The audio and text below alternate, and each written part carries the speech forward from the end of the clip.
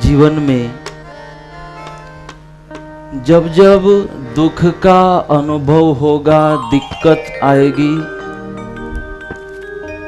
और जब जब रोना आएगा, कष्ट होगा, तो समझना हम भगवान से थोड़ा दूर गए हैं। इसीलिए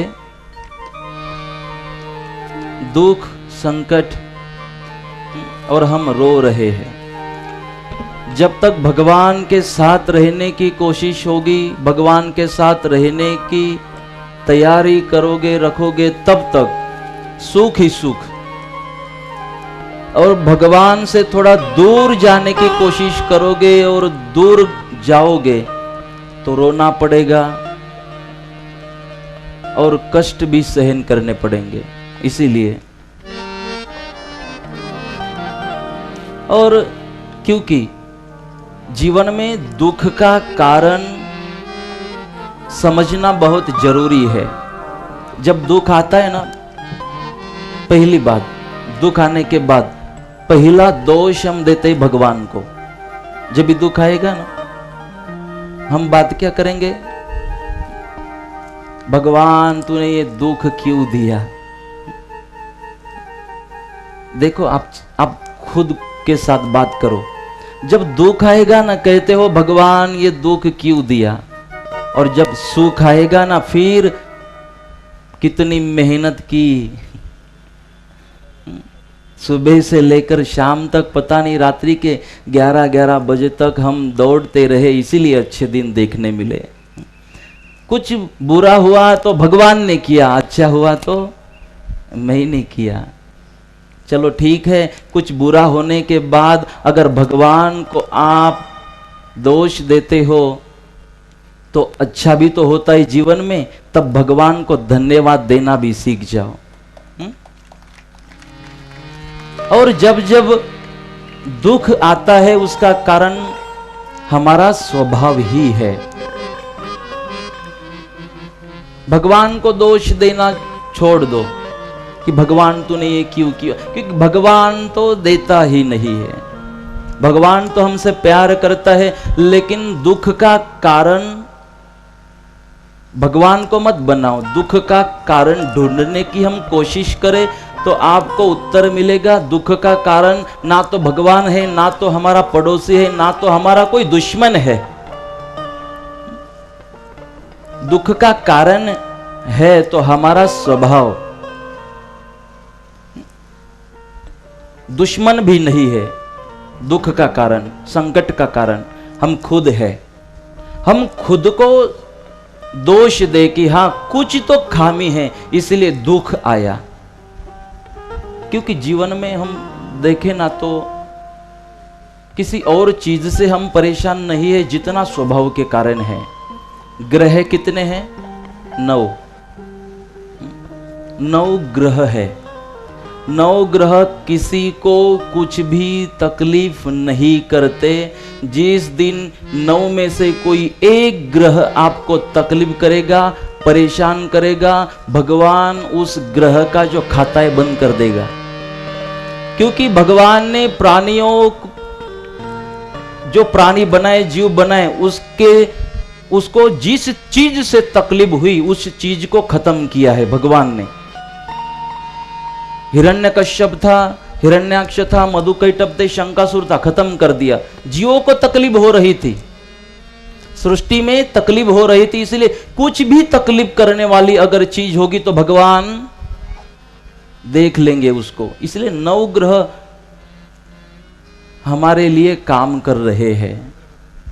एक एक सेकंड हमारे लिए ही वो काम कर रहे हैं, या हमारे सुख के लिए ही भगवान ने उनका निर्माण किया है। देखो, सूरज भी तो एक ग्रह है।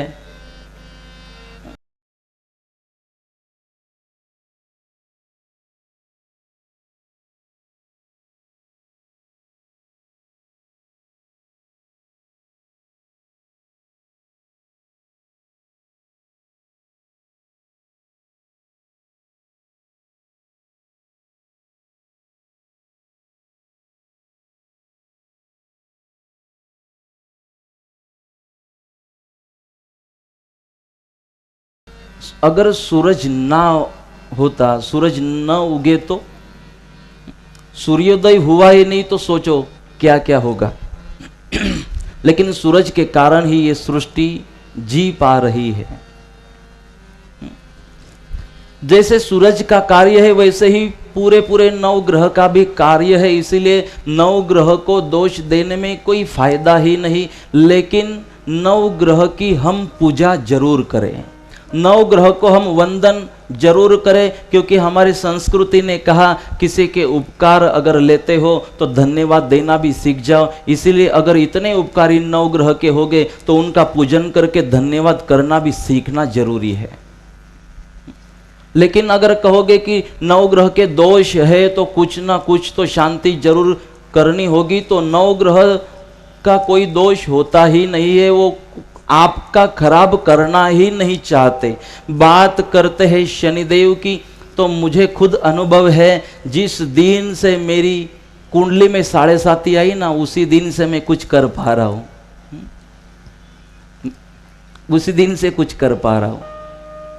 और जिनको समझ है 7.5 की, वो तो राह देखते हैं कब 7.5 मेरे राशि में आएगी, क्योंकि 7.5 जब शुरू होती है तब जितनी प्रगति उन्नति होती है बाकी वक्त में नहीं हो पाती। इसलिए मेरा कहना एक ही है कि हम ग्रह को दोष देना बंद कर दे, परमात्मा को दोष देना, हमारे पड़ोसी को दुश्मन को दोष देना बंद कर दे। अगर दिक्कत है तो उसका कारण ढूंढे और उससे सुधरने की कोशिश करें। आपको पूरा पूरा ढूंढने के विचार करने के बाद समझ में आ जाएगा गलती मेरे अंदर है, मेरे स्वभाव के कारण ये सब कुछ हो रहा है। 9 ग्रह तकलीफ नहीं देते, जो 10वां ग्रह है वो हमें तकलीफ दे रहा है, उसके कारण जीवन में परेशान हो रहे हो, उसके कारण रोना भी पड़ रहा है। 10वां ग्रह, 10वां ग्रह है आग्रह। 10वां ग्रह कौन सा? आग्रह। कि जो चीज जरूरी नहीं है उसका आग्रह किए जा रहे हो, इसीलिए रोना पड़ता है, इसीलिए दुख सहन करना पड़ता है। आग्रह को छोड़ दो और जहां ले चलोगे वही मैं चलूंगा, जहां नाथ रख लोगे वही मैं रहूंगा, ये जीवन समर्पित तुम्हारे। और भगवान को कह दो जहां ले चलोगे वही मैं चलूंगा। कहां ले जाना है भगवान? चलो, तैयारी है। कौन से हालात में रखना है, रहने की मेरी तैयारी है बस। लेकिन आग्रह करोगे, शायद मैं जिस बात को आपके सामने रखना चाहता हूं समझ रही है नहीं पता नहीं, इसलिए एक दृष्टांत दे देता हूं कि मुझे कहना क्या है। एक बार एक पत्नी ने, अभी पति पत्नी के ही ज्यादा दृष्टांत है मेरे पास, पता मुझे तो एक माता जी ने पूछा भी, आप संसारी तो नहीं हो फिर भी आप ये संसार की बातें कैसे जानते हो? मैंने बोला संसारी तो नहीं हूँ, संसार में नहीं हूँ, लेकिन संसार का कोई एक जीव नहीं है जो हमारे पास नहीं आता उसका दुख लेकर। पति भी आएगा, पत्नी भी आएगी, सास भी आएगी, बहू भी आएगी, ससुर भी आएगी, ननद भी आएगी, समधन भी आएगी, सब आएंगे और अपने अपनी बात कहते हैं, ऐसे ऐसे परेशानी है, उसमें से हम होशियार हो गए। एक बार तो एक लड़की आई थी, बोले महाराज जी हमें आशीर्वाद दो। मैंने बोला क्या चाहिए आपको आशीर्वाद में? बोले मेरी समझदार आदमी के साथ शादी हो जाए। मैंने बोला बेन ये तो कठिन है। बोले आप कठिन कहते हो? आप तो कह दो कि समझदार आदमी के साथ शादी होगी। लेकिन मैंने बोला ये होगा ही नहीं तो आशीर्वाद भले क्यों दूं। बोले नहीं आप तो आशीर्वाद दे दो समझदार आदमी के साथ शादी हो जाए। मैंने बोला बेन तो आग्रह नहीं कर, ये नहीं होगा। लेकिन बोले क्यों, आपको होने देनी नहीं है समझदार आदमी के साथ शादी? मैंने बोला होने देनी है ऐसी कोई बात नहीं, लेकिन होगी ही नहीं तो। बोले क्यों, समझदार आदमी के साथ मेरी शादी नहीं होगी, कारण तो बताओ। मैंने बोला समझदार आदमी कभी शादी ही नहीं बनाता।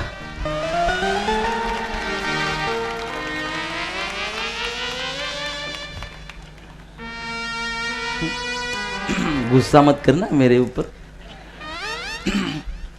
क्योंकि अभी मेरी तो मुझे रखनी पड़ेगी।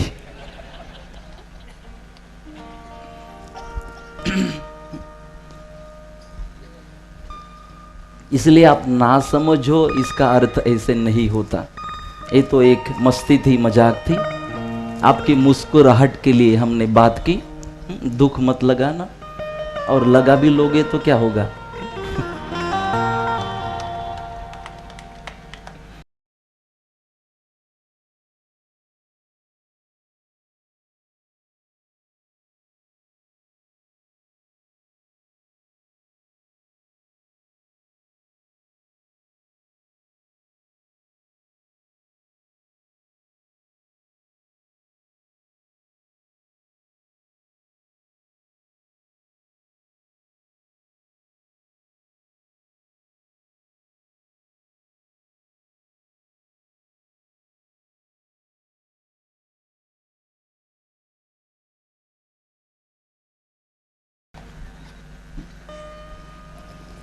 तो संसार में हम नहीं है, लेकिन आप तो हमारे ही पास आ रहे हो। पत्नी की तकलीफ है, पति की तकलीफ है, कैसे एडजस्ट करें, कैसे उसके साथ संवाद करें।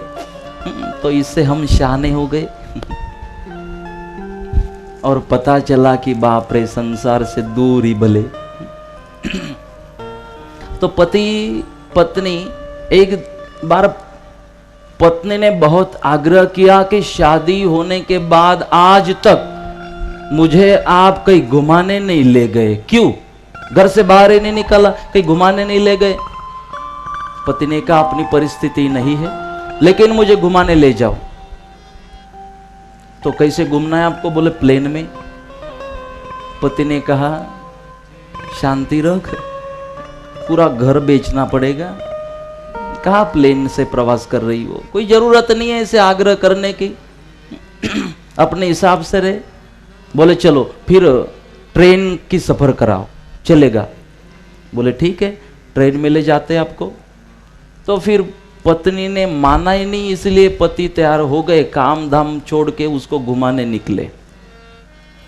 जब ट्रेन में बैठ गए, दोनों बातें कर रहे थे। अभी परिस्थिति नाजुक थी, तो 200 रुपये उसके खिसे में थे, और जो कुछ ऊपर के थे उसमें टिकट निकाली दोनों की। 200 रुपये खिसे में पड़े, प्रवास करने के लिए बैठ गए ट्रेन में। जैसे बैठे दोनों, तो ये जो बहन जी थी ना, उसकी नजर गई चेन के ऊपर। वो चेन नहीं होती ट्रेन की कि चेन खींचो तो ट्रेन रुक जाएगी। तो बहन जी ने पूछा ये आपको दिख रही है चेन? बोले हाँ। तो ये क्या है? तो पति ने कहा ये चेन जो है अगर खींचे तो ट्रेन रुक जाएगी, तो मुझे चेन खींचनी है। पति ने कहा ऐसे नहीं, कभी भी नहीं खींच सकते उसको। अगर कोई परेशानी हो जाए या कोई दिक्कत, चोर आ जाए, कुछ दिक्कत हो जाए तो उसको खींचनी होती है, ट्रेन को रोकना होता है। आग्रह मत कर। बोले नहीं मुझे तो खींचना है, मैंने आज तक कुछ मांगा नहीं, इतने भी मेरी मर्जी पूरी नहीं करोगे? अब ये कौन सी मर्जी, चेन खींचना है? मैंने आपके लिए घर बार छोड़ दिया, अब क्या क्या बोला होगा आपको पता है? मेरी इतने भी मर्जी पूरी नहीं करोगे, मुझे चेन खींचनी है। बोले दंड भरना पड़ेगा। ऐसे ही चेन खींची तो बोले भर देना दंड। बोले अपने को प्रवास में तकलीफ हो जाएगी, दंड कैसे भर सकते? नहीं, बोले कुछ भी हो जाए मुझे तो चेन खींचनी है, बस बात पूरी। आग्रह लेके बैठ गई। अब श्रीहट था, किसी ने पूछा था श्रीहट के बारे में, ये है श्रीहट। हट करके बैठ गई, मुझे खींचनी है। फिर वो प्लानिंग कर रही कि क्या करे, खींचनी तो है। पति को पास में बुलाया और पास में बुला कर कहा चलो हम चेन खींचते हैं, और जब पुलिस आएंगे ना तो उनको बताएंगे ये जो सामने ये बूढ़ा बैठा है ना डोसा, इसका नाम बोल देंगे। बोले उसका नाम, उसको क्यों तकलीफ करे? बोले मुझे चेन खींचनी, भले किसी को तकलीफ हो जाए, भले झूठ बोलना पड़े, मेरे लिए झूठ भी नहीं बोल सकते हो? इसका नाम बता देंगे। पति ने बहुत समझाया, नहीं समझ रही बहन, खींचनी है खींच, क्योंकि शांति ही नहीं हो रही है फिर उसको। तो पत्नी ने चेन खींची, जैसे चेन खींची ट्रेन रुक गई। अभी ट्रेन रुकी, पुलिस वहां पर आए, इसी डब्बे में से चेन खींची गई। किसने खींची? ये दोनों सामने बोले, ये जो हमारे सामने बूढ़ा बैठा है ना, इसने खींची।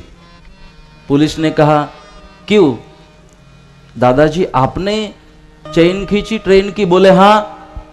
अब ये तो अनुभवी थे दादाजी जो सामने बैठे थे ना, उन्होंने कहा हाँ मैंने खींची चेन। दोनों की बात सुन रहे थे, पूरा पूरा पता था दोनों के बारे में। और बापा ने तो सब देखा था क्या होने वाला है, प्लानिंग करके रखी बापा ने भी। हाँ मैंने चेन खींची।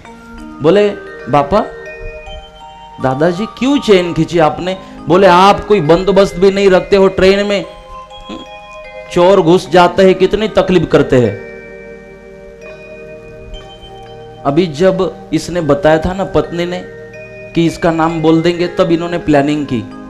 200 रुपए थे साथ में, तो पत्नी ने कहा 100 रुपए आपके पास रखो, 100 रुपए मेरे पास दे दो, इसका नाम बोल देंगे। अभी ये देखा था दादाजी ने, उस बापा ने पुलिस को कहा मैंने चेन खींची क्योंकि आपने कोई बंदोबस्त नहीं किया, मेरे पास 200 रुपए थे। और ये जो सामने दो पति पत्नी ना, इन्होंने मेरे से 200 रुपए छीन लिए, 100 रुपए इसने रखे और ये बहन जी ने 100 रुपए रखे। मेरे 200 रुपए मुझे वापस चाहिए, क्योंकि मेरे पास तो 1 रुपया नहीं, आगे मेरा क्या होगा, इसलिए मैंने चेन खींची। पुलिस ने उसके खिसे में देखा, बहन जी को बोला चलो 100 रुपए निकाल, उससे 100 रुपए निकले, इसके खिसे में से 100 रुपए निकले। 200 रुपए दादाजी को दे दिए, बापा को दिए। बापा ने कहा पुलिस जी धन्यवाद, मैं भी पिछले डब्बे में जाके बैठता हूं। बापा वहां से उठ गए, पिछले डब्बे में निकल गए। अभी कितनी परेशानी होगी दोनों को। जिसको तकलीफ करने की कोशिश की, बापा का तो फायदा हो गया, 200 रुपए फोकट में मिल गए। अब तो समझ में आया होगा, आग्रह है। अगर ऐसा आग्रह जीवन में होगा, स्वभाव में होगा, तो तकलीफ ही तकलीफ होगी। मेरे कहने का भाव एक ही था कि जो जरूरी नहीं है उन आग्रह को हम छोड़ दे तो जीवन सुख ही है, जीवन